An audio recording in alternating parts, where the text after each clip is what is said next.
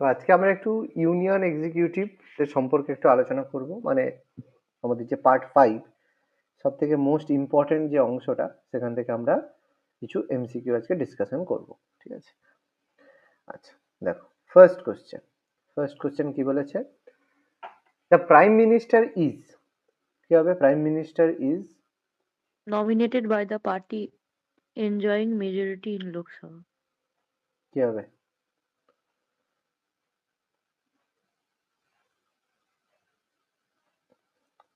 ইশিতা কি বলছো? ঠিক বলছে? প্রাইম মিনিস্টার হ্যাঁ স্যার, এটাই তো হওয়া হচ্ছে। না, দেখো, যখনই কোশ্চেন থাকবে ভালো করে একটা জিনিস লক্ষ্য করবে। অ্যাপয়েন্টেড বাই প্রেসিডেন্ট হতে পারে একদম, স্যার। এটাই হবে উত্তর। ভালো করে বোঝো, এটাই হবে অ্যাপয়েন্টেড বাই দ্য প্রেসিডেন্ট। এটা প্রথম উত্তর এবং এটাই প্রথম চেক করবে যে আছে কিনা। যে প্রাইম মিনিস্টার হচ্ছে সেই ব্যক্তি যাকে প্রেসিডেন্ট অ্যাপয়েন্ট করে। আর এবার ব্যাপারটা হচ্ছে কি, কিছু জিনিস আমরা তো সহজে বুঝি, কিন্তু সেগুলো অ্যাকচুয়ালি আমাদের আজ ঠিক নয়। মানে যেমন কি, তাকে অবশ্যই যে লোকসভার যে nominated party enjoying majority Lok Sabha, অবশ্যই সেখান থেকে তাকে নমিনেট করে। কিন্তু এটা তো ব্যাপারটা এরকম যে এটা লেখা নেই, কিন্তু সেখান থেকে করা হয়। মানে লোকসভায় যে পার্টি সংখ্যাগরিষ্ঠতা অর্জন করে তার মধ্যে যে হেড হয় তাকে নিযুক্ত করা হয়। কিন্তু appointed by the prime minister is a constitutional term, is a constitutional. ব্যাপারটা বোঝো, কনস্টিটিউশনাল মানে কি? সাংবিধানিক। কিন্তু সংবিধানে এটা বলা নেই যে যে পার্টি মেজরিটি অর্জন করবে সেই পার্টি নমিনেট করবে, লোকসভায় যে মেজরিটি সে নমিনেট করবে কে প্রেসিডেন্ট হবে। এটা কিন্তু কোথাও এইভাবে লেখা নেই। কি বললাম, বোঝা গেল? দুটোর মধ্যে পার্থক্য বোঝো। হ্যাঁ স্যার। হ্যাঁ, মানে দেখো, আমাদের বলা হয় কি যে আমাদের কনস্টিটিউশন অনুযায়ী মানে আমাদের যে মানে সবচেয়ে বেশি ক্ষমতা কার রয়েছে? প্রেসিডেন্ট। কিন্তু প্রেসিডেন্টের কি কোনো ক্ষমতা রয়েছে? নেই, বাউন্ডেড করা আছে। কিন্তু সেটা কি কনস্টিটিউশনে বলা আছে? বলা নেই। স্পিকারের নাকি প্রচুর পাওয়ার, কিন্তু স্পিকারের কি সেরকম দেখতে গেলে কি সত্যি পাওয়ার কিছু আছে? না, সে লোকসভার কাছে সংখ্যাগরিষ্ঠতা রয়েছে। কি বললাম, বোঝা গেল? এগুলোকে খেয়াল করে উত্তর করতে হবে। হ্যাঁ, ডিটা একদম ঠিক, কিন্তু অ্যান্সার বলার সময় তোমাকে অ্যান্সার বি করতে হবে। ওকে, আশা করি ক্লিয়ার করতে পারছি। আচ্ছা, নেক্সট কোশ্চেন কি হ্যাঁ বলছে? Sir. when the post of both the president and vice president, যখন প্রধানমন্ত্রী এবং রাষ্ট্রপতি এবং উপরাষ্ট্রপতি দুজনের পদই ভ্যাকেন্ট বা শূন্য, কে প্রেসিডেন্টের মানে প্রেসিডেন্টের জায়গা, মানে কে প্রেসিডেন্ট হিসেবে কাজ করবে?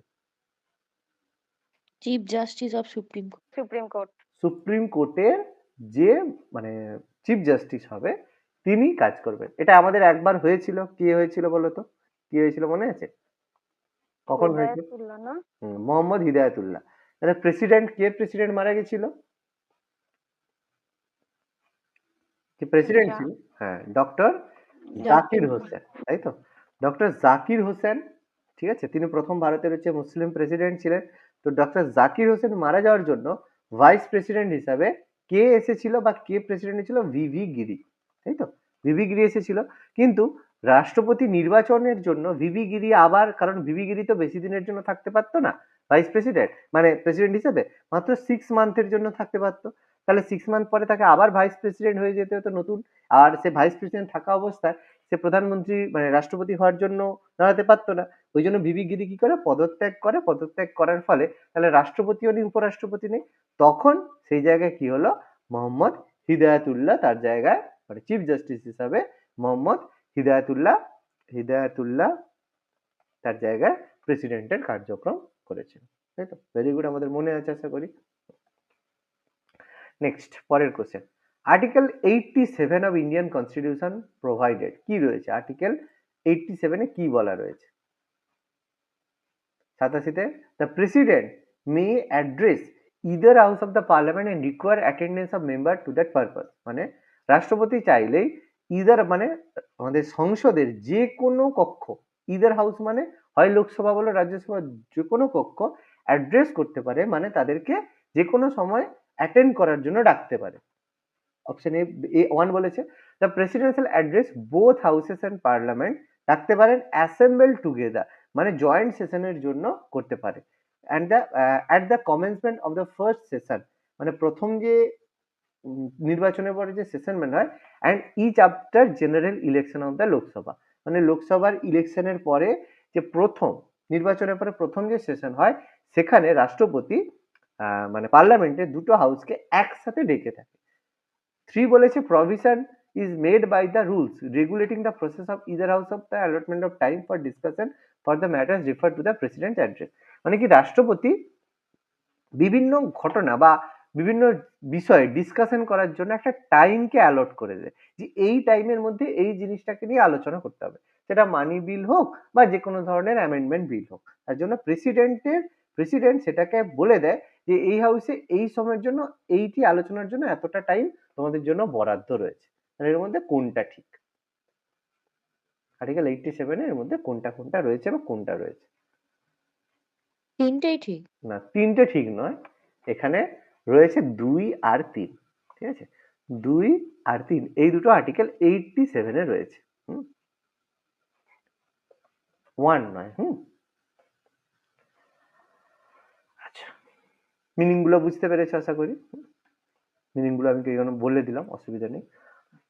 আচ্ছা, কোশ্চেন নাম্বার 4। আচ্ছা, which among the following features of the constitution in India is indicative of the fact that real executive power is vested on the council of ministers headed by prime minister, মানে কিসের মাধ্যমে আমরা বলতে পারি যে প্রধান যে হেড, রিয়েল হেড মানে প্রধান ক্ষমতা বা প্রধান পাওয়ার মানে মন্ত্রী পরিষদ এবং প্রধানমন্ত্রীর হাতে রয়েছে।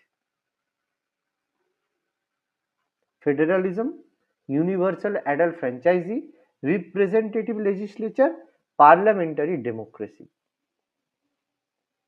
অপশনগুলো যদি না বুঝতে পারো বলবে, তাও বুঝিয়ে দেবো, কোনো সমস্যা নেই। কোশ্চেনটা একবার বলুন। আচ্ছা, কোশ্চেন বলছে কোনটির মাধ্যমে which among the following features, নিচের কোন বৈশিষ্ট্যটির মাধ্যমে এটা বলা হয় যে আমাদের সংবিধানের যে ক্ষমতা, প্রধান ক্ষমতা রিয়েল এক্সিকিউটিভ খাওয়ার আসল ক্ষমতা মানে মন্ত্রী পরিষদ যার হেড করে প্রধানমন্ত্রী, প্রধানমন্ত্রীর নেতৃত্বে গঠিত মন্ত্রী পরিষদের হাতেই আসল ক্ষমতা রয়েছে। Representative legislature. Representative legislature, very good. Representative legislature মানে প্রতিনিধিত্ব, মানে আমাদের যে সংসদে যে প্রতিনিধিত্ব, ঠিক আছে, সেই প্রতিনিধিত্বের ভিত্তিতেই আমরা বলতে পারি যে ক্ষমতা। ইউনিভার্সাল অ্যাডাল্ট ফ্র্যাঞ্চাইজি নয় কেন, এটা বলেছে যে 18 বছরের বেশি যে কেউ ব্যক্তির যে ভোট দেওয়ার ক্ষমতা রয়েছে, তাহলে সেখানে নিশ্চয়ই এটা বলেনি। ফেডারালিজম মানে যার মধ্যে যুক্তরাষ্ট্রীয় কাঠামো, এটা হবে না। যুক্তরাষ্ট্রীয় কাঠামো মানে রাজ্য মানে কেন্দ্র সরকার এবং রাজ্য সরকার দুজনেই ক্ষমতা শেয়ার করবে। আর পার্লামেন্টারি ডেমোক্রেসি মানে গণতান্ত্রিক অধিকার, এবার পার্লামেন্টারি ডেমোক্রেসি মানে আমেরিকায় কি প্রেসিডেন্সিয়াল, আর আমাদের এখানে কি পার্লামেন্টারি গণতন্ত্র রয়েছে, মানে পার্লামেন্ট বা সাংসদিক গণতন্ত্র রয়েছে। সাংসদিক গণতন্ত্রের সাথে এই ব্যাপারটা কিছু নেই, ঠিক আছে? কি বললাম, বোঝা গেল? আর পার্লামেন্টারি রিপ্রেজেন্টেটিভ লেজিসলেচার মানে ওই যে আমাদের লেজিসলেচার আছে বা আইন কক্ষ রয়েছে, সেখানে যারা প্রতিনিধিত্ব করছে, তাহলে প্রতিনিধিত্ব করছে কে? প্রধানমন্ত্রী, আর তার মন্ত্রী পরিষদ ওখানেই প্রতিনিধিত্ব করছে এবং তাদের হাতেই আসল ক্ষমতা রয়েছে, ঠিক আছে? এটাই আমাদের বলছে। আচ্ছা, next, who among the following is directly responsible to the parliament for all matters concerning defense service of India? আমাদের যে প্রতিরক্ষা দপ্তর বা প্রতিরক্ষা সংক্রান্ত যে কোনো কাজের জন্য বা যে কোনো ঘটনার জন্য, অল ম্যাটার যে কোনো ঘটনার জন্য কোন ব্যক্তি বা কে সংসদের কাছে সরাসরি দায়বদ্ধ?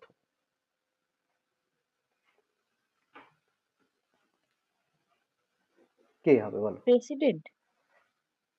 কি মনে হচ্ছে? না, অ্যান্সার হবে ডিফেন্স ডিফেন্স মিনিস্টার। ওই জন্য এটা দেখবে কি সংসদের কাছে বলে এটা প্রেসিডেন্ট হবে না? না, দেখো, প্রেসিডেন্ট বাবু কারো কাছে দায়বদ্ধ নয়, president only bounded to constitution, ঠিক আছে? Only bounded to constitution. হ্যাঁ, মানে ওই বলছি যদি মানে পার্লামেন্টের ব্যাপারটা না থাকতো প্রশ্নটায়, তাহলে কি অ্যান্সার প্রেসিডেন্ট হতো তখন? তুমি কারণ কোশ্চেনটা কি ডিফেন্স বলছো? আচ্ছা, হু among the following is directly responsible for all matter concerning defence system of India, এটা বলছো? মানে পার্লামেন্ট যদি না ব্যবহার করতো কথাটা, হ্যাঁ না, সেটা যদি হতো তাহলে আমরা এটাকে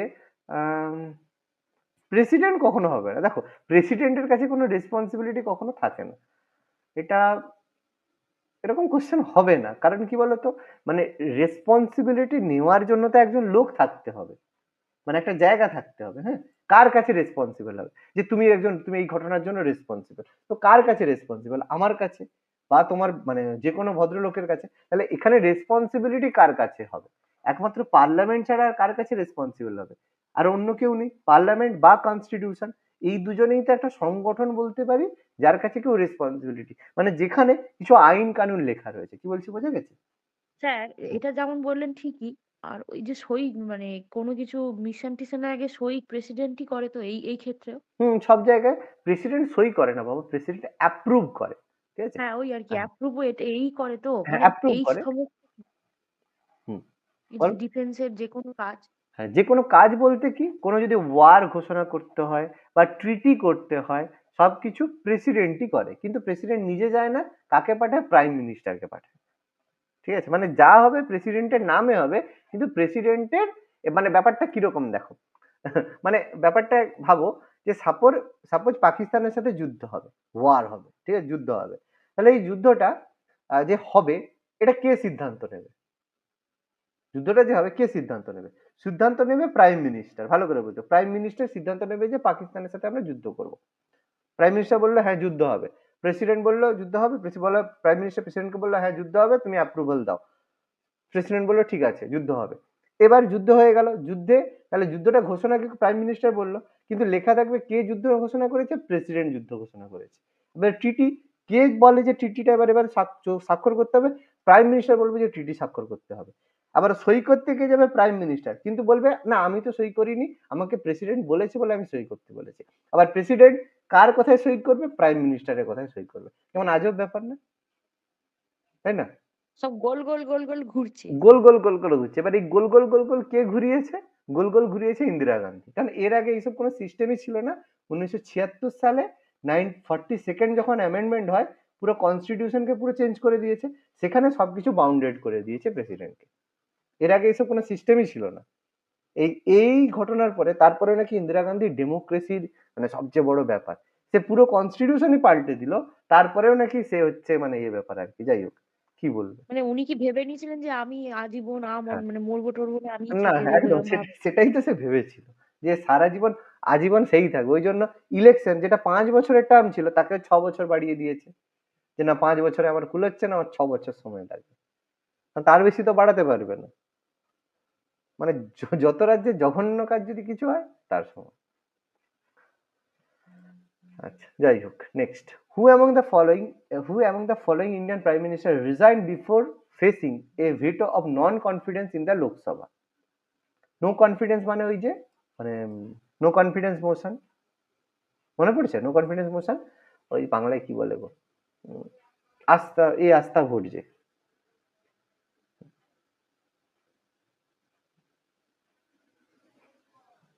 মানে তার বিরুদ্ধে তার গভর্নমেন্টের কাছ থেকে, গভর্নমেন্টের উপর থেকে যে আস্থা তুলে নিল, মানে সাপোর্ট তুলে নিল। হু এবং the following prime minister resign before facing, মানে তার বিরুদ্ধে এটা হতোই, কিন্তু সে তার আগে রিজাইন করে দিয়ে বলছে না আমি পালাচ্ছি বাবা। মানে সে যদি না যেত, পরের দিন নো কনফিডেন্স মোশন আসতো, আর নো কনফিডেন্স মোশন পাস করলে তাকে রিজাইন করতেই হতো। ঠিক আছে, বলতে পারবে কি হবে? ভিপি সিং। না, ভিপি সিং নয়, অ্যান্সার হবে চরণ সিং। ঠিক আছে, চৌধুরী চরণ সিং। মনে করো তোমাদের হচ্ছে প্রাইম মিনিস্টারের আমি পুরো ক্লাস করিয়েছিলাম একটা, যেখানে সমস্ত প্রাইম মিনিস্টার সম্পর্কে প্রপার লিখে দিয়েছিলাম। সেখানে দেখো 1979, 1979 সালে যখন চরণ সিং প্রাইম মিনিস্টার ছিল, তখন কি করেছিল? চরণ সিংকে প্রাইম মিনিস্টার করার জন্য সাপোর্ট কে দিয়েছিল? সাপোর্ট দিয়েছিল কংগ্রেস। মানে সব থেকে যদি কিছু জঘন্য পার্টি হয়, সেটা হচ্ছে কংগ্রেস। তো কংগ্রেস সাপোর্ট দিয়েছিল। সাপোর্ট দিয়ে, কারণ কংগ্রেস নিজে মেজরিটি পায়নি, ভিপি সিং গভর্নমেন্টকে সাপোর্ট দিয়ে তাকে প্রাইম মিনিস্টার করেছিল। তারপরে কি হলো, হঠাৎ করে সে কি করলো, সাপোর্ট তুলে নিল। যখনই সাপোর্ট তুলে নিল, তাহলে সাপোর্ট তুলে নেওয়ার সাথে সাথে যখনই নেক্সট পার্লামেন্ট সেশন বসবে, সেখানেই তো নো কনফিডেন্স মোশন ইস্যু করবে। আর নো কনফিডেন্স মোশনের ভোটাভুটি হওয়া মানেই চরণ সিংকে রিজাইন করতে হবে। ব্যাস, জানে চরণ সিং যে আমি যদি ওখানে যাই, তাহলে ওরা নো কনফিডেন্স মোশন করবে, রিজাইন করবে। ওই জন্য সে আগেই বলে ঠিক আছে, দরকার নেই, আমি আগেই রিজাইন করে দিচ্ছি। কি বলছি, বোঝা গেল? মানে হ্যাঁ স্যার। রিসেন্ট এই ঘটনা কোথায় হয়েছে বলো তো? রিসেন্ট এই ঘটনা ঘটেছে কানাডাতে। রিসেন্ট ঘটনা, মানে এটা তোমাদের এই 10 দিন আগের ঘটনা। কানাডাতে, কানাডাতে কি হয়েছে না শুনেছো? কানাডা কি হয়েছে? ইয়ে না ওদের স্যার। প্রাইম মিনিস্টার রিজাইন করেছে। প্রাইম মিনিস্টার নাম কি? Prime minister Trudeau. Trudeau, Justin Trudeau. এই তো, ট্রুডোর বাবাও ছিল আর এও ছিল ট্রুডো। তো তার হচ্ছে, সে হচ্ছে খালিস্তানকে সাপোর্ট করতো, ঠিক আছে। নির্জার, ওই যে আমাদের খালিস্তানি মুভমেন্টের অ্যাক্টিভিস্ট, এবার ইন্ডিয়াকে বলেছিল ইন্ডিয়া নাকি মেরেছে। ব্যাস, এবার হচ্ছে ট্রাম্প যখন এই প্রেসিডেন্ট হিসেবে এলো, এবার ট্রাম্প তো কানাডাকে একদম মানে পাশেই রয়েছে, কানাডাকে দেশ হিসেবেই না বলে না, বলে কানাডা তো আমাদের 51st হচ্ছে। কানাডায়, আমেরিকায় কতগুলো মানে প্রভিন্স আছে? 50টা কাউন্সিল আছে। আমেরিকার একটু সিস্টেমটা একটু আলাদা। আমেরিকায় 50টা এরকম কাউন্সিল আছে। বলে ও কানাডা, কানাডা তো আমাদের 51st হচ্ছে কাউন্সিল। আর ট্রুডো ও কোথাকার প্রাইম মিনিস্টার? ও তো আমার গভর্নর, ঠিক আছে। মানে আমাদের এসে কি বলে, আমাদের ট্রাম্প এসে মোটামুটি উড়িয়ে দিয়েছে। এবার ট্রাম্প তো বাবু বুঝতেই পারছো, আমেরিকার ইন্ডিয়া মিলে এখন পুরো কানাডার এমনিতেই 12টা বেজে আছে, তারপর আরো বাজাচ্ছে, ঠিক আছে। রিসেন্ট এই ঘটনাই হলো, আগে সাপোর্ট তুলে নিয়েছে। আর ট্রুডো বুঝে গিয়েছে যদি যেত তাহলে নো কনফিডেন্স মোশনে তার হতো, কিন্তু সে কি করেছে, আগেই রিজাইন মেরে বেরিয়ে গেছে, ঠিক আছে। ওই একই গল্প, চৌধুরী চরণ সিং, 1979। আচ্ছা, next, who among the member of Rajya Sabha when first appointed as the prime minister of India? Rajya Sabha থেকে কে প্রথম ভারতের প্রধানমন্ত্রী হয়েছিলেন? বলা উচিত, বলা উচিত। লাল বাহাদুর শাস্ত্রী। না, লাল বাহাদুর শাস্ত্রী নয় বাবা। প্রথম হয়েছিল বাবু ইন্দিরা গান্ধী, মনে পড়ে? হ্যাঁ স্যার, ইন্দ্রা। ইন্দিরা গান্ধী প্রথম রাজ্যসভা থেকে প্রাইম মিনিস্টার হয়েছিল, ইন্দিরা গান্ধী, ঠিক আছে। ইন্দিরা গান্ধী যখন আমাদের কি বলে ওই যে লাল বাহাদুর শাস্ত্রী, শাস্ত্রীজি যখন মারা যান, ঠিক আছে, শাস্ত্রী যখন ডেথ হয় তাজখান্দে, ঠিক আছে, তখন ইন্দিরা গান্ধী রাজ্যসভার মেম্বার ছিল। এবং ব্রডকাস্টিং মিনিস্ট্রি মানে বুঝতে পারছো, যেটা ওই সম্প্রচার দপ্তর, ব্রডকাস্টিং মিনিস্ট্রিতে তিনি তখন মন্ত্রী ছিলেন। এখনো দেখো আমাদের হয়, রাজ্যসভা বলো লোকসভা বলো, দুটো থেকেই আমাদের হচ্ছে মিনিস্টার বা মন্ত্রী হওয়া যায়। যেমন আমাদের এই যে জয়শঙ্কর, তিনি বিদেশ মন্ত্রী যে আছেন, তিনি কি লোকসভার ভোটে দাঁড়িয়েছেন? তিনি কিন্তু রাজ্যসভা থেকে। তারপর আমাদের রেল মন্ত্রী অশ্বিনী বৈষ্ণব, তিনিও রাজ্যসভার মেম্বার হিসেবেই করেছেন। লোকসভা থেকেও হতে পারে, রাজ্যসভা থেকেও হতে পারে। ইন্দিরা গান্ধী ছিল, এবার তখনই যেহেতু লাল বাহাদুর শাস্ত্রী মারা গেল, সেই কারণে ইন্দিরা গান্ধী রাজ্যসভা থেকেই প্রথম প্রাইম মিনিস্টার হয়ে গেলেন। তারপর অবশ্যই 6 মান্থের মধ্যে ইলেকশন করতে হয়, তাহলে 6 মান্থের মধ্যে একটা বাই ইলেকশন করলেন। বাই ইলেকশন, কারণ আমাদের কামরাজ যখন ছিলেন তখন কামরাজ তাকে বসালো, ঠিক আছে। এই বাই ইলেকশন করলো, যেটা আমাদের হচ্ছে বাই ইলেকশন করে একটা জায়গায় সরিয়ে, যে কোনো একজন এমপি কে সরিয়ে তার জায়গায় ভোট করে আবার পেয়ে গেল, কোনো সমস্যা নেই। কেন, বোঝা গেল? প্রথম ইন্দিরা গান্ধী হলো। তারপর আবার আমাদের মনমোহন সিং হয়েছে, ঠিক আছে। ইন্দিরা গান্ধীর পরে যখন প্রথমবার হয় মনমোহন সিং, তাকেও করা হয়েছিল। তারপর মনমোহন সিংকে প্রাইম মিনিস্টার করার পরে তাকে আবার কাউকে সরিয়ে দিয়ে 6 মান্থ পরে আবার বাই ইলেকশন করা হলো। কি বললাম, বোঝা গেল? ক্লিয়ার হচ্ছে কথাটা? হ্যাঁ sir. Okay. A seat of MP can be declared vacant if he absents himself from the house of continuous a period. কতদিন পর্যন্ত একটা এমপির সিটকে ভ্যাকেন্ট ডিক্লেয়ার করা যাবে? যদি সে কন্টিনিউ ভাবে ততদিন না আসে হাউসে।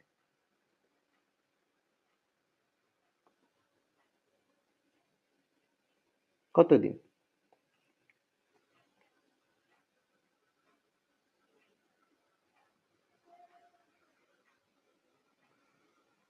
সিক্স মান্থ মানে?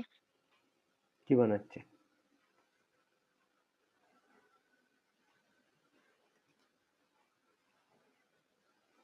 খুব ভালো একটা প্রশ্ন। স্যার এটা 3 months। দেখো, আমি একটা জিনিস দেখাচ্ছি, ঠিক আছে, দেখে না, আমি এই জন্যই দেখাচ্ছি ভুল কোথায় হয়। 6 days, ঠিক আছে, আমি এই জন্য দেখালাম।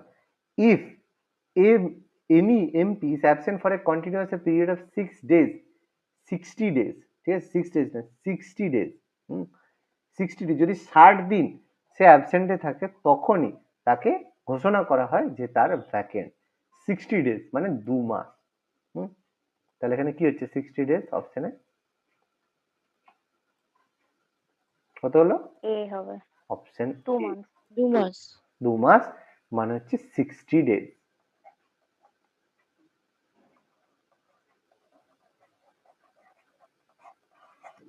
ওকে, আশা করি clear. Which one of the following is a part of electoral college for the election of the president of India? রাষ্ট্রপতির নির্বাচনে ইলেকটোরাল কলেজে বাট তারা অংশগ্রহণ করে, but does not is a part of the forum of the impeachment. মানে বুঝতে পেরেছো না? না বুঝতে পারলে বলো। মানে না বুঝতে পারলে বলবে, আমি বলে দেবো। কি বলতে চাইছে আবার বলুন বলেছে কোশ্চেনটা। ইমপিচমেন্টে অংশগ্রহণ করে না, তাই তো? হ্যাঁ, আর এমনি রাষ্ট্রপতির নির্বাচনে কারা অংশগ্রহণ করে কিন্তু রাষ্ট্রপতির পদচ্যুতিতে তারা অংশগ্রহণ করতে পারে না, এরকম কারা আছে? Assembly, state legislative assembly. তাহলে রাষ্ট্রপতির নির্বাচনে অংশগ্রহণ করে কারা? লোকসভার সদস্যরা, যারা লোকসভার নির্বাচিত সদস্য আছে তারা। রাজ্যসভার নির্বাচিত সদস্যরা মানে নমিনেটেড করতে পারে না, ঠিক আছে। আর লেজিসলেটিভ অ্যাসেম্বলি, বিধানসভার নির্বাচিত সদস্যরা। কিন্তু ইমপিচমেন্টে অংশগ্রহণ করে লোকসভার নির্বাচিত সদস্য আর রাজ্যসভার নির্বাচিত সদস্য, ঠিক আছে। কিন্তু এই যে মানে রাজ্য বিধানসভার যে নির্বাচিত সদস্য তারা কিন্তু ইমপিচমেন্টে অংশগ্রহণ করে না। তাহলে অবশ্যই স্টেট লেজিসলেটিভ অ্যাসেম্বলি, অ্যাসেম্বলি হবে না কাউন্সিল হবে, ভালো করে বলো। দুটো আছে, অ্যাসেম্বলি হবে। অ্যাসেম্বলি হবে। দুটোর কি পার্থক্য অ্যাসেম্বলি আর কাউন্সিলের? স্টেট লেজিসলেটিভ অ্যাসেম্বলি মানে হচ্ছে বিধান সভা, হ্যাঁ, আর স্টেট লেজিসলেটিভ কাউন্সিল মানে হচ্ছে বিধান পরিষদ। বিধান পরিষদ। তাহলে বিধান পরিষদ বাবু নির্বাচনে অংশগ্রহণ করে না, ইমপিচমেন্টে অংশগ্রহণ করে না। আর বিধানসভা নির্বাচনে অংশগ্রহণ করে কিন্তু ইমপিচমেন্টে অংশগ্রহণ করে না। ক্লিয়ার হলো? বুঝতে পারলো? আচ্ছা, next, what is the minimum age for a membership of Rajya Sabha? রাজ্যসভার মেম্বার হতে গেলে মিনিমাম বয়স কত? 30 বছর। 30। 30 বছর, 30 ইয়ার্স, ঠিক আছে। 30 বছর হলে তুমি রাজ্যসভার মেম্বার হতে পারবে। আর লোকসভার ক্ষেত্রে কত? 25। 22, লোকসভার ক্ষেত্রে 25। আর প্রেসিডেন্ট হতে গেলে 35, 35। আর হচ্ছে ভাইস প্রেসিডেন্ট হতে গেলে 35। 35। আর হচ্ছে স্পিকার হতে গেলে, এটাও মনে হয় 35। বাট স্পিকার কোথার সদস্য? তখন 30। স্পিকারের কোনো বয়স? স্পিকার লোকসভার সদস্য, স্পিকার, তাই না? তাহলে 25 হলেই তো স্পিকার হবে, অসুবিধা কি আছে? বুঝে গেল না গেল না? হ্যাঁ। তাহলে এটা ভুল হয়ে যাবে ঝট করে। স্পিকার হতে গেলে 25 হলেই হবে। আর প্রাইম মিনিস্টার হতে গেলেও সেম, তাই তো? 25, আচ্ছা, কোনো সমস্যা নেই। আচ্ছা, এবার একটা কোশ্চেন করি, যদি গভর্নর হতে হয় তাহলে? 35, 35। গভর্নর 35, ঠিক আছে। নেক্সট, অ্যাট প্রেজেন্ট রাজ্যসভাতে কতজন মেম্বার আছে? 250। রাজ্যসভায় প্রেজেন্টলি মেম্বার আছে 245, ঠিক আছে। 250 হচ্ছে ম্যাক্সিমাম মেম্বার, ম্যাক্সিমাম, বোঝা গেছে? মেম্বার নেই, কিন্তু বর্তমানে মেম্বার আছে 245 জন, ঠিক আছে। 245, অ্যাকচুয়ালি 243 হওয়া উচিত, কিন্তু 245 হবে, কোনো অসুবিধা নেই। এটা অপশন নেই, 245 করবে। Indian constitution is divided the power and function of state into কতগুলো লিস্টে ভাগ আছে? 3টে লিস্ট, ঠিক আছে। ইউনিয়ন লিস্ট, স্টেট লিস্ট আর কনকারেন্ট লিস্ট, ঠিক আছে। 3টে লিস্টে আমাদের রয়েছে। প্রথম আমাদের অবশ্যই যে কেন্দ্রীয় তালিকা, ইউনিয়ন লিস্ট, রাজ্য তালিকা, স্টেট লিস্ট আর মানে যৌথ তালিকা, concurrent list.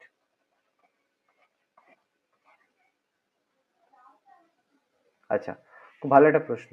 Certain bills can not be introduced, তাহলে কোনো bill can not be introduced or proposed unless the recommendation of president, যতক্ষণ না রাষ্ট্রপতি ঠিক আছে, কোনো বিলের ক্ষেত্রে রেকমেন্ডেশন দিচ্ছে ততক্ষণ কোনো বিলকে প্রসেস করা যায় না।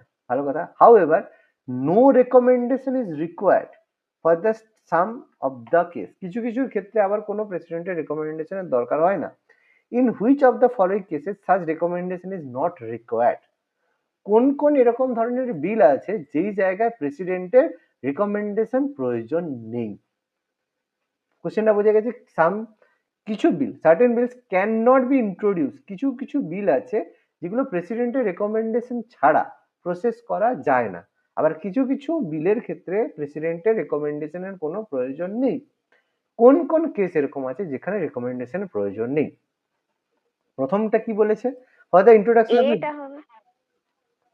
এ, বাকি কি বলছো? সি হবে। সি হবে। আর কি বলছো দেখি? সি। আচ্ছা, প্রথমটা বলছে for introduction of a bill relating the formation of new state. নতুন রাজ্য তৈরি বা অল্টারনেশনের জন্য যে বিল হয় সেখানে প্রেসিডেন্টের রেকমেন্ডেশনের কোনো প্রয়োজন নেই। Okay. For introduction of a bill of moving amendments relating of financial matter, মানে এটা মানি বিলের কথা বলছে। মানে ফাইন্যান্সিয়াল ম্যাটার মানে মানি বিলের ক্ষেত্রে রেকমেন্ডেশনের প্রয়োজন নেই। সি বলছে moving an amendment making provision reducing or abolition of any tax. কোনো ট্যাক্সকে রিডিউস করা বা অ্যাবলিশনের ক্ষেত্রে প্রয়োজন নেই। For introduction of a bill moving amendment and affection of taxation which state are interested.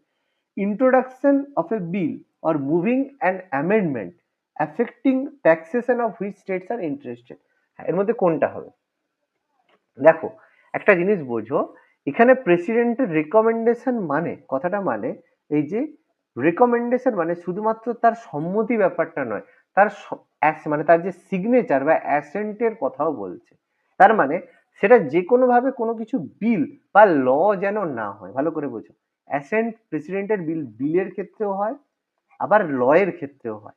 ঠিক আছে, যেমন ধরো বিল ল ছাড়াও সাপোজ ধরো অ্যামেন্ডমেন্ট যেমন হয়, অ্যামেন্ডমেন্টও হয়, অ্যামেন্ডমেন্ট বিল হয়, আবার এমনি আইনও হয়। পার্থক্য বোঝো।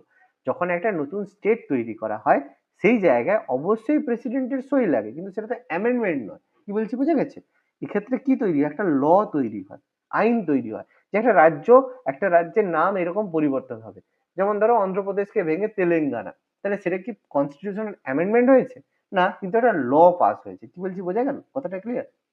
বিল পাস হয়েছে। তাহলে এটা আচ্ছা। একটা ল, তাহলে সেখানে অবশ্যই প্রেসিডেন্টের রেকমেন্ডেশন লাগে। আর ফাইন্যান্সিয়াল ম্যাটারে বাবা মানি বিল তো প্রেসিডেন্টের হচ্ছে সম্মতি ছাড়া ইন্ট্রোডিউস করাই যায় না, তাই তো? আর তিনেরটা বলছে কোনো বিল ইন্ট্রোডিউস বা যে ট্যাক্সেশন, বাবা ধরো জিএসটির কথা বলছে, জিএসটির মতো কোনো ট্যাক্সেশন কোনো রাজ্যের ওপর ইমপ্লিমেন্ট করতে গেলে অবশ্যই তার অ্যামেন্ডমেন্ট দরকার। কিন্তু এই যে বললাম for moving of an amendment making provision for reduction of abolition of any tax, মানে ট্যাক্সকে তুমি বন্ধ করতে চাইছো, ঠিক আছে, সেটার জন্য কিন্তু কোনো প্রেসিডেন্টের দরকার হয় না। কি বললাম বোঝা গেল? যদি জিএসটি চালু করতে চাই তাহলে লাগবে, কিন্তু সাপোজ ধর কোনো ভ্যাট আছে, ভ্যাটকে আমি বন্ধ করে দিতে চাইছি বা ভ্যাটকে আমি রিডিউস করে দিতে চাইছি, এটা ফাইন্যান্স রিডিউস না, যদি এটা ইনক্রিজ থাকতো তাহলে কি হতো? ইনক্রিজ একই ব্যাপার, করলেও তো না ইনক্রিজ করলেও একই লাগবে, ব্যাপার, একই বাড়ানো ব্যাপার। কমানো তো কোনো ব্যাপার নয়, করে কোনো দিলেই এটা হলো। ফাইন্যান্সিয়াল মানে অর্থ দপ্তর এটা চাইলে করে দিতে পারে, কোনো সমস্যা নেই। এর জন্য প্রেসিডেন্টের কোনো প্রয়োজন নেই। ক্লিয়ার হলো কথাটা? ক্লিয়ার নির্মলা আছে? সীতারামন তো করেই যাচ্ছে, যা খুশি থাক। একদম একদম একদম সাথে নির্মলা সীতারামন তো যা ইচ্ছা করেই যাচ্ছে। ঠিক আছে, এই ব্যাপার। যে এবছর পপকর্নে 10%, পরের বছর 25%, করতেই পারে, তার ইচ্ছে। কি কি জানি বাবা, আমাদের কি বেঁচে থাকতে দেবে না কে জানি বাবা। আচ্ছা, ওই পপকর্নের ট্যাক্সের জন্য বলছো? না, যে কোনো জিনিসেই মানে সবকিছুতে যা ট্যাক্স চাপাচ্ছে, বাপরে বাপরে। একটু যদি ট্যাক্সেশন সিস্টেমটা একটু ভালো করে যদি মানে আম, ঘেঁটে দেখো, মানে দেখো তোমাকে, তুমি কতটা জানবে, যতটা তোমাকে দেখানো হবে তুমি ততটাই তো জানবে, তাই না? তার বেশি হ্যাঁ, তো যেটা জানতে পারবে দেখছি সেটাই এবার। বলছি, স্যার বলুন কত তুমি যদি চাপের। একটু ঘেঁটে দেখো, একটু ঘেঁটে দেখো যে আগে ট্যাক্সেশন মানে 2004-এর মানে 2014-র আগে একটা জিনিসের উপরে যতটা ট্যাক্স ছিল, এখন যদি তুমি দেখো দেখবে ট্যাক্স অনেকটাই কম আছে, অনেকটাই কম আছে। সেটা তুমি বুঝতে পারছো না যে কি ব্যাপার। সাপোজ ধরো তোমাকে আমি একটা উদাহরণ দিচ্ছি, ঠিক আছে? সাপোজ ধরো পপকর্নের কথাটাই আমি বলি, যেটা নিয়ে প্রচুর কিছুদিন খবরের মধ্যে চলছে। পপকর্নের কথাটাই একটু বলি যে সাপোজ পপকর্নের উপরে কি ট্যাক্স দিয়েছে, সাপোজ আগে ছিল 10%, এখন দিয়েছে সাপোজ ধরো 25%। কথার কথা বলছি, এত নয়, কথার কথা। এবার একটু যদি ভালো করে দেখো বা একটু যদি ভেতরে দেখো, সব ধরনের পপকর্নের উপরে কিন্তু ট্যাক্স ইনক্রিজ করেনি। যেই পপকর্নের মধ্যে কিছু স্পেশাল ধরনের, দেখো পপকর্ন বার এরকম নয় যে আইলো ফুটাইলো, ফুটে গেল পপকর্ন হয়ে গেল। পপকর্নের সাথে কিছু জিনিস মিক্স করা হয়, ওই যে গায়ে যে মশলা, সে মশলা তার সাথে মিক্স করা হয়।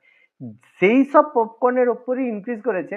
যেই পপকর্নের যে জিনিসটা মিক্স করা হয়েছে সেটা হার্মফুল, ক্ষতিকারক, সেই পপকর্নের ওপরে কিন্তু ট্যাক্স ইনক্রিজ করেছে। ফলে সেই পপকর্নেরই কিন্তু দাম বেড়েছে। জেনারেল যে পপকর্ন সেগুলোর উপরে কিন্তু দাম বাড়ায়নি। পপকর্নের অনেক রকমের প্রজাতি, অনেক রকমের পপকর্ন পাওয়া যায়। তুমি ভাবলে যে পপকর্ন দাও, এক ধরনের পপকর্ন হয় না কিন্তু। কথাটা আমি কি বলছি বুঝতে পারছো? হ্যাঁ হ্যাঁ স্যার। একটু ভালো করে যদি দেখো দেখতে পাবে, খুবই ইন্টেনশনালি জিনিসগুলো করা হয়েছে। যতই চিৎকার করা হোক, দেখবে আগের থেকে এখনের ট্যাক্সেশন সিস্টেম কিন্তু অনেক কম আছে। আমাদের বাইরে থেকে দেখে মনে হচ্ছে। তারপর আরেকটা তোমাদের উদাহরণ দিচ্ছি, যেমন এবারে যখন বিলটা আমাদের যখন বাজেটটা পেশ হয়েছে, তখন কি হয়েছে, প্রপার্টি সাপোজ ধরো তোমার হচ্ছে যে প্রপার্টি ট্যাক্স যেটা হয় তোমার হচ্ছে লং টার্ম, যে তুমি প্রপার্টি গেন ট্যাক্স যেটা হয়, ঠিক আছে, প্রপার্টি গেন ট্যাক্স হয়। মানে কি, সাপোজ ধরো তোমার যদি 5 লাখ টাকার প্রপার্টি থাকে, 5 লাখ, 5 লাখ তো কম বললাম, সাপোজ ধরো তোমার যদি 50 লাখ টাকার প্রপার্টি থাকে, তাহলে তোমাকে আহ, সেই তার উপরে 3% ট্যাক্স দিতে হবে। ঠিক আছে, capital gain tax, sorry property gain tax না, ক্যাপিটাল গেইন ট্যাক্স, এটাকে বলে ক্যাপিটাল গেইন ট্যাক্স। 3% ট্যাক্স দিতে হবে। যদি 50 লাখ টাকার প্রপার্টি থাকে তাহলে তোমাকে 3% ট্যাক্স দিতে হবে। এবার এটা আগে ছিল কত, আগে এটা ছিল তোমার হচ্ছে 2.5% ট্যাক্স। এখন সেটা বলেছে মানে এখন হয়েছে সেটা 3%। বলবে স্যার ট্যাক্স তো বেড়ে গেছে, বেড়ে গেছে তো। হ্যাঁ স্যার। এবার একটা জিনিস খেয়াল করে দেখো, যদি ভালো করে দেখো, আগে ছিল যার 40 লাখ টাকার প্রপার্টি আছে তার উপরে ছিল 2.5% ট্যাক্স। ঠিক আছে, লিমিট ছিল, যার 40 লাখ টাকার উপরে জারি হবে তাকে 2.5% ট্যাক্স দিতে হবে। এখন সেই লিমিটটা বাড়িয়ে করে দিয়েছে, না এখন তুমি 50 লাখ টাকা পর্যন্ত তোমার কোনো ট্যাক্স নেই, 50 লাখের উপরে গেলে তোমার 3% ট্যাক্স হবে। তাহলে কোনটা বেটার বলো তো? 50 লাখ অবধি কোনো ট্যাক্স দিতে হবে না? একদম, মানে আমি একটা তোমাকে র্যানসাম বলছি, এটা আচ্ছা অ্যামাউন্ট একটা আছে। আচ্ছা। এখন লিমিটটাও বাড়িয়েছে, সেই কারণে ট্যাক্সটা বাড়িয়েছে। তাহলে ভাবো, যার 40 লাখ ছিল সে কিন্তু তখন 2.5% ট্যাক্স দিত, কিন্তু এখন যার 47 লাখ আছে সেও কিন্তু কোনো ট্যাক্স দিচ্ছে না, যার 49 লাখ আছে সেও কিন্তু কোনো ট্যাক্স দিচ্ছে না। যখন 50 লাখ তখন তাকে ট্যাক্সটা দিতে হচ্ছে। তাহলে কোনটা বেটার বলো, কোনটা বেটার? এইটা এখন বেটার তাহলে। তাহলে কোনটা? তাহলে জিনিসগুলো বুঝতে হবে যে কোথায় কি ট্যাক্স বেড়েছে, কিভাবে বেড়েছে। শুধু ওই নিউজ পেপারে 2-4টা বলে দিল আর আমরা সেই সঙ্গে নেচে নিলাম, তাতে তো হয় না। বোঝাতে পারছি কি ব্যাপারটা? হ্যাঁ আমাদের স্যার। আসল খেলায় আসতে হবে গো। হুম, সেটাই। তার মানে আমি কখনোই কিন্তু সাপোর্ট করছি না, এটা একটা জিনিস কথা, যে আমি যখনই মানে কেউ যখন কোনো কিছুর বিরোধিতা করে আমি সঙ্গে সঙ্গে তার সাপোর্ট, সব বিরোধিতা করলে আমি সাপোর্টের কথা বলি, আর সাপোর্ট করলে আমি তার বিরোধিতা করি। ঠিক আছে, কারণ দুটো জিনিসে, তারপরে ধরো কেউ যদি আজকে বলে মোদিজি খারাপ, তাহলে মোদিজির ভালো কথা বলবো, আর কেউ যদি মোদিজি ভালো বলে আমি তাকে মোদিজির খারাপ কথা বলবো। কেন বলবো?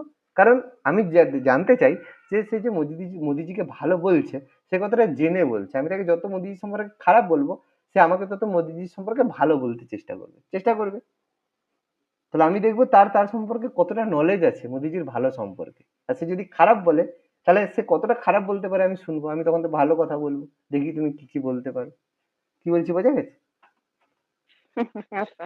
তাহলে এটাই কি হবে, তুমি জানবে যে সে লোকটা কতটা ইনফরমেশন জানে।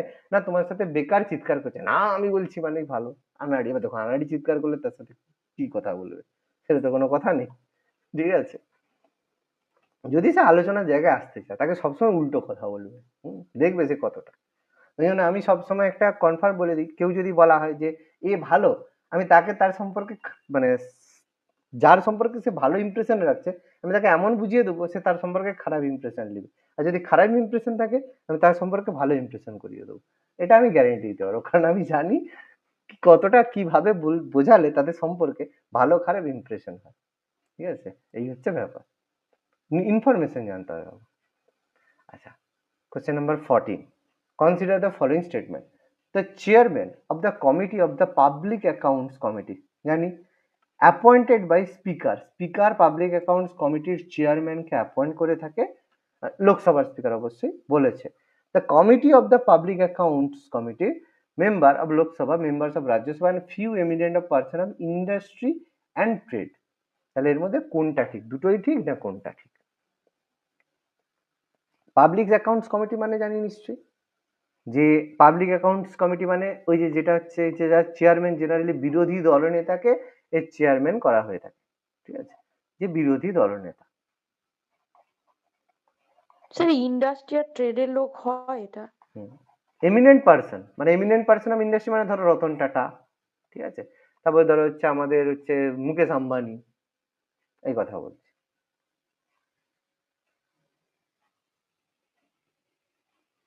কি মনে হচ্ছে?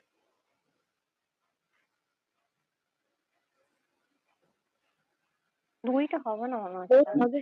দুইটা হবে না, ঠিক আছে, কখনোই কোনো বিজনেসম্যান বা ইন্ডাস্ট্রির কোনো পার্সনকে কখনোই আমাদের পাবলিক অ্যাকাউন্ট কমিটিতে ডাকা বা মেম্বার করা হয় না।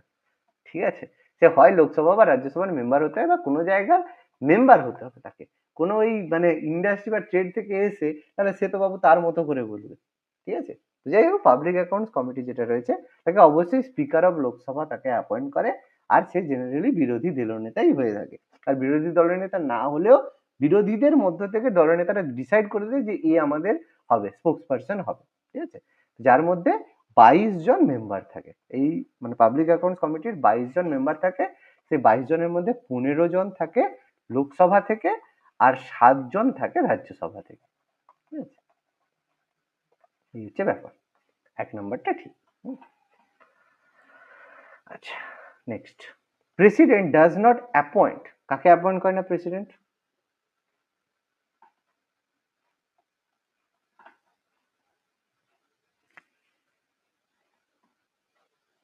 Planning commission. অবশ্যই প্ল্যানিং কমিশন, কারণ প্ল্যানিং কমিশন কোনো কনস্টিটিউশনাল বডি তো নয়, কনস্টিটিউশনাল বডি প্ল্যানিং কমিশন নয়, প্ল্যানিং কমিশন একটা অটোনোমাস বডি। ঠিক আছে, এর সেই কারণে প্ল্যানিং কমিশন বাদ দিয়ে এখন তৈরি হয়ে গেছে নীতি আয়োগ। ঠিক আছে, এখন তার জায়গায় নীতি আয়োগ হয়ে গেছে, তো সেটা তো অবভিয়াসলি কোনো কনস্টিটিউশনাল বডিই নয়, তার প্রেসিডেন্ট কেন অ্যাপয়েন্ট করতে যাবে, তাই না? আচ্ছা, a team of man selected by the party in opposition to take over the difficult portfolios in case a party is able to wrest power is known as,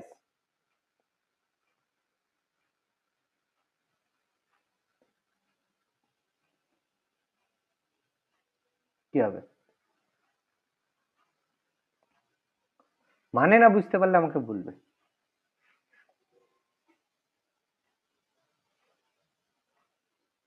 মানে বুঝতে পেরেছো? পারবে না? না স্যার। ওই তো বললাম মানে না। দেখো, এ টিম অফ ম্যান মানে একদল মানুষ হবে, selected by the party, party বা একটা দল সিলেক্ট করে, ইন অপোজিশন, ভালো করে বোঝো, যে একদল লোককে বা একদল মেম্বারকে পার্টি করবে ইন অপোজিশন মানে বিরোধী থেকে একদল মানুষকে ঠিক করা হবে টু টেক ওভার নেওয়া ডিফারেন্ট পোর্টফোলিওস, পোর্টফোলিওস মানে বিভিন্ন ধরনের দপ্তর, তবে ধরো অর্থ দপ্তর, ডিফেন্স দপ্তর, হ্যান ত্যান এরকম ব্যাপার, বিভিন্ন দপ্তরে অপোজিশন মানে বিরোধীদের মধ্য থেকে একদল লোককে সিলেক্ট করা হবে in case the party is able to wrest power, wrest power মানে যখন ক্ষমতা দখল হবে, ক্ষমতা দখল মানে ওই যে বলা হয় না তক্তা পালট, কথাটা শুনেছো? মানে হয়তো মেজরিটি হারালো, একটা পার্টির জায়গায় আরেকটা পার্টি চলে এলো, তখন সেই জায়গার একদল মানুষকে একসাথে তৈরি করে রাখা হয়, তাদেরকে কি বলে? উদাহরণ দিয়ে একটা, তাহলে বুঝতে পারবে। উদাহরণ দেবো? সাপোজ ধরো আজকে বিজেপি আর একটা পার্টিতে, বিজেপি আর কংগ্রেস দুটো লোকসভাতে পার্টি রয়েছে, ভালো কথা।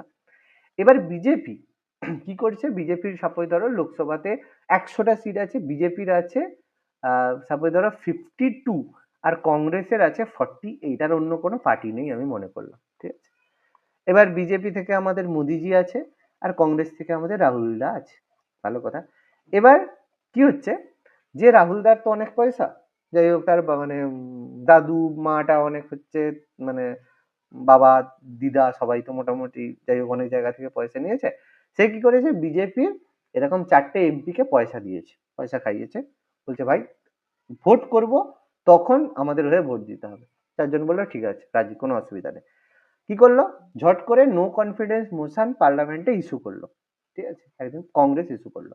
বিজেপি বলে আমার তো 52টা মিনিস্টার আছে, ওকে। কিন্তু ভোট হতে দেখা গেল বিজেপি 48টা পেলো আর কংগ্রেস 52টা হলো। মানে এদের 4টা মিনিস্টার এখান থেকে বেরিয়েছে, টুক করে এদের সঙ্গে যুক্ত হয়ে গেল। ঠিক আছে, তাহলে কি হবে, বিজেপির সঙ্গে সঙ্গে গভর্নমেন্ট ফেল করে যাবে, গভর্নমেন্ট পড়ে যাবে, ফেল হবে।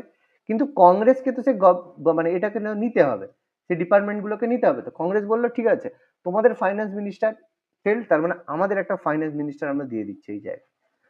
তোমাদের ডিফেন্স মিনিস্টার নেই, আমাদের ডিফেন্স মিনিস্টার আছে। তার মানে পুরো একটা ক্যাবিনেট কংগ্রেস রেডি করে রেখেছিল। এখানে শ্যাডো প্রশ্নটা ক্যাবিনেট। এক্স্যাক্টলি এটাকেই বলা হয় শ্যাডো ক্যাবিনেট। ক্লিয়ার করতে পারলাম পুরো জিনিসটা? এটাকেই বলা হয় শ্যাডো আচ্ছা, ক্যাবিনেট। পুরো জিনিসটা আমি যেন এক্সাম্পল দিয়ে দিলাম। মানে একটা ক্যাবিনেট যেটা ছায়ার আড়ালে লুকিয়ে আছে, that is call shadow cabinet. Clear? Next, which of the following statement is correct? কোনটা ঠিক? চিফ ইলেকশন কমিশনার মানে মুখ্য নির্বাচন commissioner of India holds his office during the pleasure of president. মানে প্রেসিডেন্ট রাষ্ট্রপতি যতদিন চায় ততদিন চিফ ইলেকশন কমিশন বা মুখ্য নির্বাচন কমিশনারের পদটা তার হাতে থাকে বা তার থাকে। The prime minister can not be removed by a resolution passed by the both house of the parliament. মানে মানে আমাদের যে প্রধানমন্ত্রীকে লোকসভা রাজ্যসভা থেকে রেজলিউশন পাস করে সরানো যায় না। ঠিক আছে, the governor of the state, রাজ্যপাল, কোন রাজ্যের রাজ্যপাল holds his profit during the pleasure of president. মানে রাষ্ট্রপতি যতদিন চাইবে ততদিন কোনো গভর্নর তার পদটাকে ধরে রাখতে পারে। দ্য স্পিকার অফ লোকসভা, লোকসভার যে speaker can be remove by the pleasure of president. President চাইলে যে কোনো সময় স্পিকারকে তার পদ থেকে সরিয়ে দিতে পারে। এর মধ্যে কোনটা ঠিক?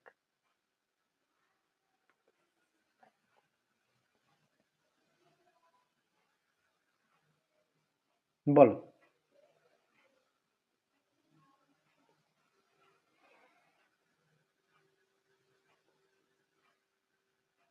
পারবে না? সহজ ছিল। Sir option C. Option C? কেন শিওর সি? অপশন সি রাজ্যপাল থাকে তো। একদম। রাজ্যপাল প্রেসিডেন্ট মানে রাজ্যপালের কিন্তু টার্মের কোনো, প্রেসিডেন্ট যতদিন চাইবে ততদিন সে থাকতে পারে, তার জন্য আলাদা কিছু। কিন্তু চিফ ইলেকশন কমিশনার তার প্রপার টার্ম আছে, তাকে চাইলেই না, সরিয়ে দাও। চেঞ্জ হয়ে যায় 6 বছর পর।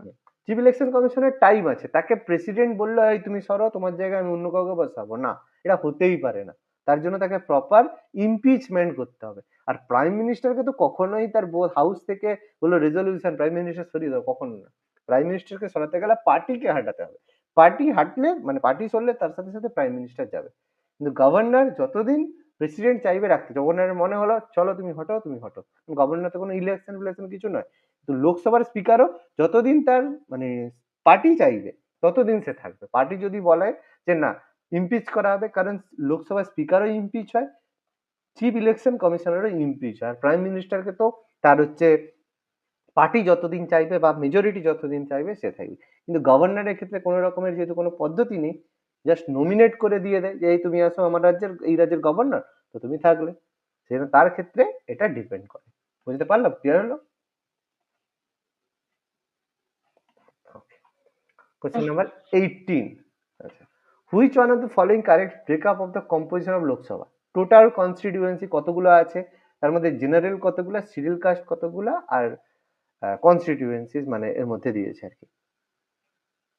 কনস্টিটিউশন মানে যতগুলো জায়গা হচ্ছে টোটাল সিট আছে, লোকসভার যতগুলো সিট সেই সংক্রান্ত বলছে। তার মধ্যে কতগুলো জেনারেল আর কতগুলো অপশন বি এটা আমি জানি না, আমার কনফার্ম নয় এটা। কি মনে হচ্ছে বলো? অপশন ডি বলছো? এই 79টা দেখেছিলাম মনে হয় কোথাও। 79টা দেখেছিল, বাহ। তাহলে 79 দেখেছো, তাহলে বি হবে না ডি হবে? না না, 543 এটা জানি। দেখো টোটাল তাহলে কনস্টিটিউয়েন্সি কতগুলো আছে? 543টা আছে, ঠিক আছে।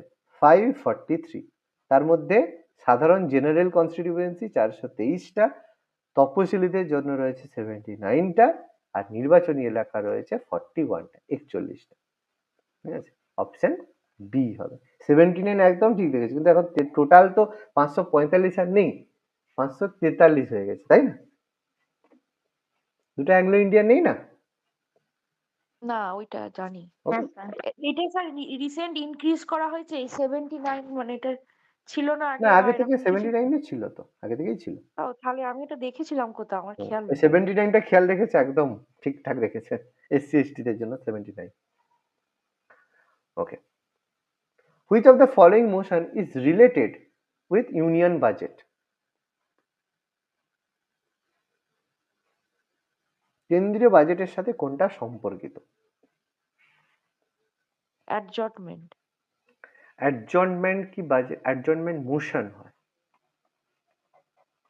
অ্যাডজর্নমেন্ট মোশন মানে মুলতুবি প্রস্তাব। সেটা যে কোনো কিছুর ক্ষেত্রে হতে পারে। সাপোজ ধরো কোনো বিল নিয়ে আলোচনা হচ্ছে, তখন অ্যাডজয়েন্ট মোশন। খুব আলোচনা হচ্ছে, মানে চিৎকার চব্য করছে, অ্যাডজয়েন্ট মোশন। মুলতুবি প্রস্তাব, স্থগিত করা হলো। অ্যাডজয়েন্ট মানে মেনলি স্থগিত। সেটা বাজেট কেন, যে ইউনিয়ন বাজেটের সাথে কেন, যে কোনো বিলের ক্ষেত্রে অ্যাডজয়েন্ট হয়।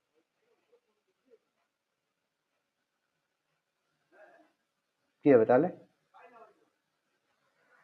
দেখো কাট মানে হচ্ছে, কাট বাজেটের মানে হচ্ছে জেনারেলি কাটটা করা হয় জেনারেল বাজেট অথবা রেলওয়ে বাজেটের ক্ষেত্রে। মানেটা কি?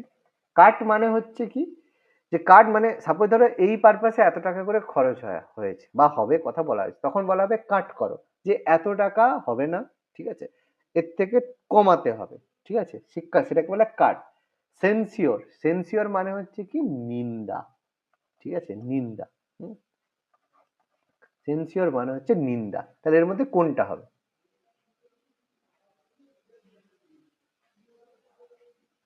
আরে বলেই তো দিলাম পাগল, কাটই হবে। কাট হবে, কারণ বাজেটের ক্ষেত্রে বাজেটটা কাটের কথা বলা হয়, বাজেট কমানোর কথা বলা হয়।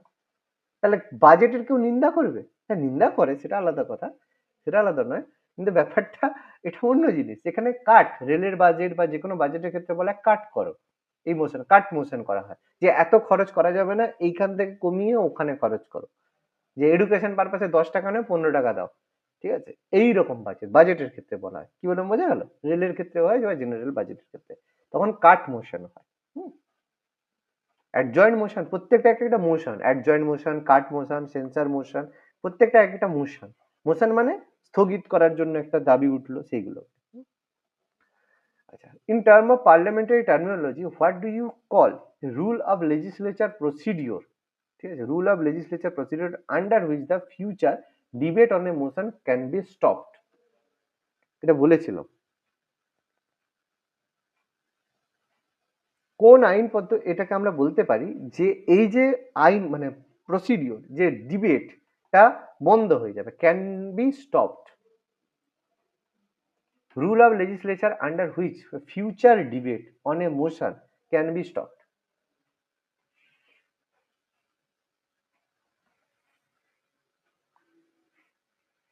পারবে না? তোমরা এই কথাটা শোনোনি? বিভিন্ন সময় বলে, সেই মানে বিভিন্ন ওয়েব সিরিজ বা বিভিন্ন এতে বলে যে আমার এটা হলো না, এটা পেলাম না। বিশেষ করে হচ্ছে মানে কোনো রিলেশনশিপ টিপে থাকলে যখন ব্রেকআপ টেকআপ হয়, তারপরে একটা কথাটা বলে যে আমি এটা এটা ড্যাশ পেলাম না। এই কথাটা বলে, তোমরা শোনোনি কোনোদিন এই জিনিসটা? শোনোনি কথাটা? কথাটা বলে না, ক্লোজার কথাটা শোনোনি? যে ক্লোজার পেলাম না, একটা কথা এরকম শোনোনি কোনো জায়গায়? কোনো যে কোথাও শোনোনি ক্লোজার কথাটা? এই রে, না স্যার। না স্যার। ক্লোজার ক্লোজার শুনেছো না শোনোনি বলো, নাহলে আমি একটু বুঝিয়ে দেবো যে জিনিসটা কি। স্যার একটু বুঝিয়ে দিন। আচ্ছা দেখো, দু রকম বুঝিয়ে শুনিনি। দিচ্ছি দু রকম বুঝিয়ে দিচ্ছি, ঠিক আছে। একটা হচ্ছে রিলেশনশিপ যেরকম ব্যাপার সেটাও বুঝিয়ে দিচ্ছে, আর আসল ব্যাপারটাও বুঝিয়ে দিচ্ছে। জেনারেলি কি হয়, বলা হয় দেখবে যখন হচ্ছে মানে দুজনের ক্ষেত্রে ব্রেকআপ হয়, ঠিক আছে, তখন বলা হয় কি যে ঠিক আছে, যে সাপোজ দুজনেরই বা হচ্ছে না, যে দুজনের মধ্যে প্রথমে একটু ঝামেলা টামেলা হয়, যে এই ঝামেলা সেই ঝামেলা হ্যান ত্যান, তখন কি করে, জেনারেল হয় দেখবে যে দুজনে এক সময় ঝামেলার পরে যে হলো দেখা করে, দিয়ে বলে দেখো আমার এরকম ব্যাপার এই হয়েছে, দেখো আমার পক্ষে তো আর সম্ভব না এই ব্যাপার। সে বলছে ঠিক আছে আমিও বুঝেছি এরকম ব্যাপার, ঠিক আছে আমার পক্ষে সম্ভব না, ওকে তাহলে ঠিক আছে, দেখো আমাদের হয়ে গেছে, দেখো তুমি আর আমার কোনো কিছু নিয়ে ঝামেলা করো না, আমিও তোমার কোনো কিছু নিয়ে ঝামেলা করবো না, ঠিক আছে, বলছে ওকে তাহলে ক্লোজার, এইটাকে বলে ক্লোজার। না ক্লোজার স্টেটমেন্ট মানে কি, জেনারেলি কিছু কিছু দুজনেই একটা জায়গায়, হ্যাঁ ব্যাপারটা হলো দুজনে ক্লোজার দিল যে ঠিক আছে, যে একটা জায়গায় আমি এই জায়গায় এন্ড করলাম। আবার কিছু কিছু ক্ষেত্রে এটা হয় না, কিছু কিছু ক্ষেত্রে এটাকে হয়, এটাকে বলে ক্লোজার। আর যখন ডিবেট হয়, ঠিক আছে, যখন এটা জেনারেল ব্যাপার যেটা হয়, এটা থেকে এই ব্যাপারগুলোকে এই স্টেটমেন্টগুলো নিয়ে এসে অন্য সময় কি হয়, যখন বাজেট পেশ করা হয়, বাজেটের মধ্যে বলা হয় যে রেলওয়ে বাজেট চলছে, বাজেটে বলা হলে এই জিনিস নিয়ে এই ব্যাপারগুলো হবে, এত টাকা হবে, বলে হ্যাঁ এতে কমাও এতে বাড়াও, এই নিয়ে একটা তর্ক বিতর্ক চলছে, এ বলে না 15%, সে বলে না 14%, এই নিয়ে একটা ব্যাপার চলছে। হওয়ার পরে ডিসাইড করার পরে বাজেটটা যখন বললো, যে বিরোধী সরকার পক্ষ একটা বললো, বিরোধী পক্ষ একটা বললো, দিয়ে শেষে এসে বললো ঠিক আছে তোমাদের কথা মতো আমি 17% বলেছিলাম, তোমরা হচ্ছে 14% বলেছো, ঠিক আছে তোমাদের কথা মতো আমি এটাকে 15%-এ করলাম, তাই তুমি খুশি, বলছে হ্যাঁ আমি খুশি, তুমি খুশি তো আমি খুশি, এইটাকে বলে ক্লোজার। বোঝাতে পারলাম? তাহলে যখন এটা হলো সঙ্গে সঙ্গে কি হবে, ডিবেটটা ক্লোজ হবে। বুঝতে পারছি না পারছি না? হ্যাঁ স্যার। হুম হুম হুম। পুরো ওই ব্যাপার থেকে এই ব্যাপারটা এসেছে। হ্যাঁ, সবকিছুই চলে বাবা। গিলোটিন মনে আছে? গিলোটিন কি? গিলোটিন ছিল যখন কোনো প্রস্তাব বা কোনো কিছু আলোচনা ছাড়াই পাস করা হয়। বলেছিলাম যে আলোচনা করার টাইম নেই, তখন স্পিকার কি হয়, গিলোটিন চালিয়ে দেয়।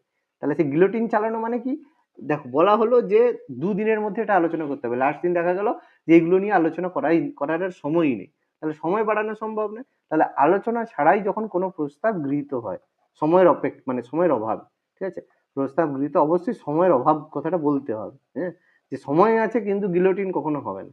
সময়ের অভাবে যদি কোনো আলোচনা ছাড়া প্রস্তাব গৃহীত হয় তখন তাকে গিলোটিন বলে, ঠিক আছে, এটা মনে রাখবে, এটা পরীক্ষায় এমনি জিনিস আসে।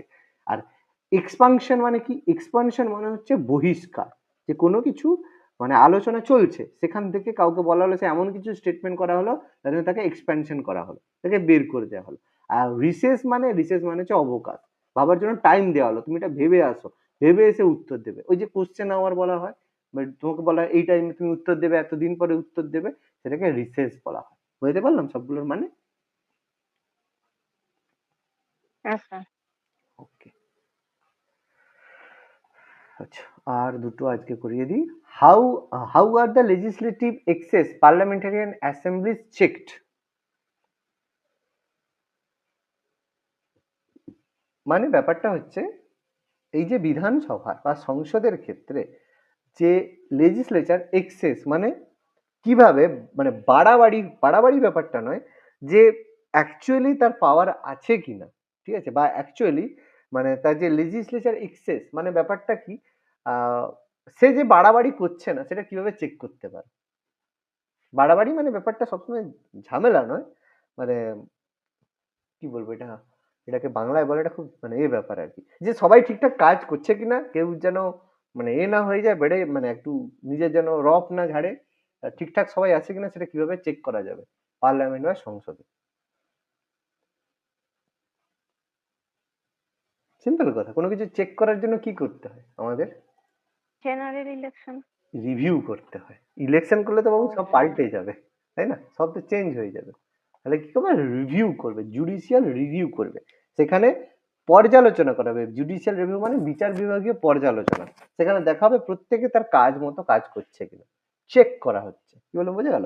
যদি ইলেকশন করে তো সব ঘটি হারানো, সব আবার নতুন করে, ঠিক আছে। আর নো কনফিডেন্স মোশন মানে তো গেল, তার কোনো সংশোধনের সুযোগ নেই, চেক মানে সে যাবে, নো কনফিডেন্স মোশন। আচ্ছা, আজকে last, the legislature power of the president includes all the following but কোনটা ছাড়া, প্রেসিডেন্টের লেজিসলেচার পাওয়ারকে ইনক্লুড করছে কোনটা ছাড়া? The power to summon or prorogue the house of the parliament, মানে পার্লামেন্টের সামন করতে পারে বা ডাকতে পারে বা বন্ধ করতে পারে। পাওয়ার টু নমিনেট, লোকসভায় 12 জন মেম্বারকে নমিনেট করতে পারে। Power to summon a joint session to resolve a deadlock, যখন হচ্ছে কোনো বিল পাস কোনো জায়গাতেই পাস হচ্ছে না তখন জয়েন্ট সেশন বা যৌথ অধিবেশন ডাকতে পারে। The right to address either house at the any time request to attendance of the member for the purpose, যে কোনো সময় যে কোনো হাউসকে ডাকতে পারে এই কোনো একটা বিষয় নিয়ে আলোচনা করার জন্য। কোনটা ছাড়া? খুবই সহজ, খুবই সহজ উত্তর, এটা বলা উচিত। প্রীতি বলো, বলা উচিত। আরে লোকসভায় 12 জনকে নমিনেট করে,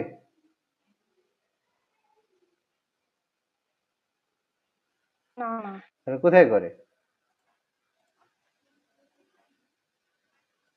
আরে রাজ্যসভায় করে না 12 জনকে নমিনেট। রাজ্যসভাতে। তাহলে তাহলে নমিনেট করে কোথায়? রাজ্যসভাতে। তো এটাই ভুল আছে না, ঠিক আছে। ওকে, যাই হোক, এগুলো আমরা আলোচনা করলাম। আরো কোশ্চেন আছে, পরের দিন আমরা ডিসকাস করব, ঠিক আছে। একটু পড়ে আসবে বাবা, একটু পড়ে আসবে, এক্সিকিউটিভটা একটু পড়ে আসবে, তাহলে কোশ্চেনগুলো করতে সুবিধা হবে।